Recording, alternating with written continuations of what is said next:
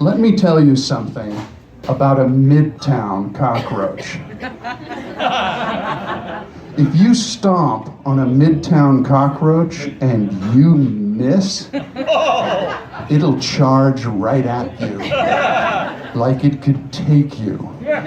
Luckily, I've always managed to land the second stomp or escape to safety before I figured out just exactly what the next move is.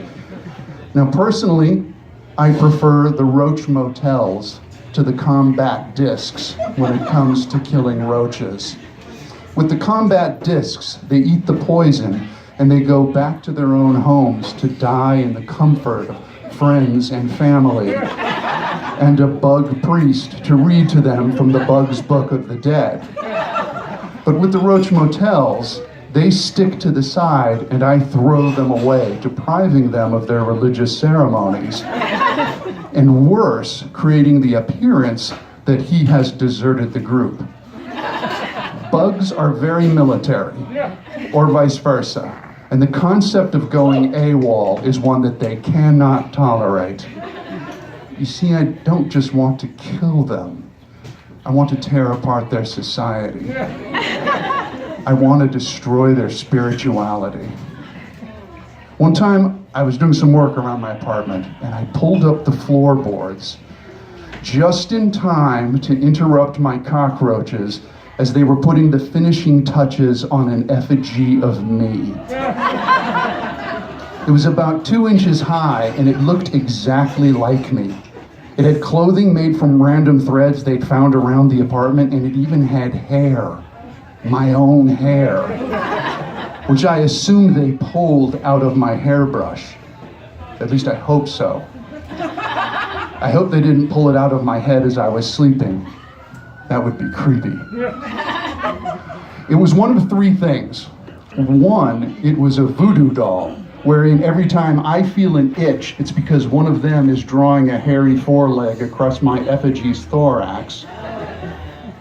2, it was a visual aid for a Know Your Enemy seminar, a prop for a civil defense duck and cover skit about what to do in a Jeff drill. Or 3, most likely, it was a pagan idol. And I will just have to accept the fact that my roaches worship me as a god. Certainly not a beneficial God, but a wrathful Old Testament fuck you kind of God that strikes like lightning and kills for no reason at all. I wipe out one of their comrades and they rack their brains trying to figure it out, eventually saying, it was Jeff's will. But no, the fact is, I killed because I could. I had my can handy. They walked across my boric acid line of death. I wasn't barefoot when I saw them. They're just not getting it, that I am their God.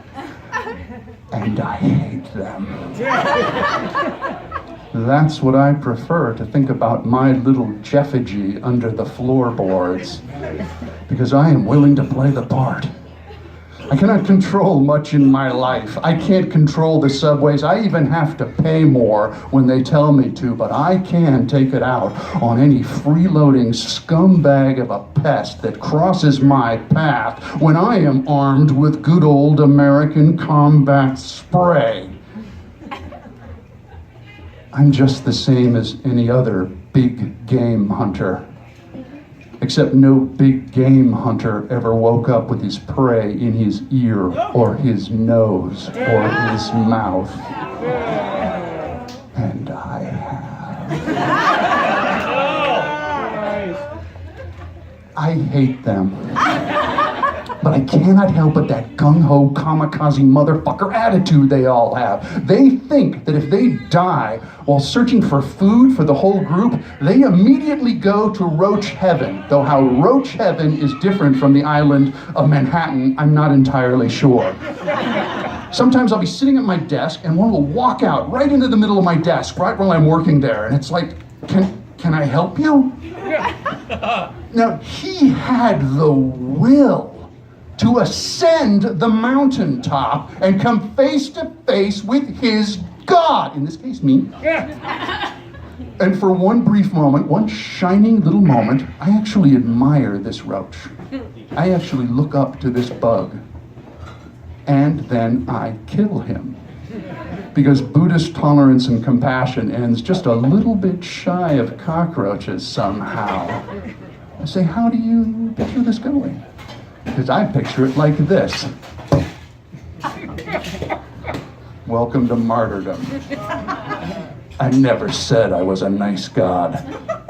And that concludes my little skit. Thank you.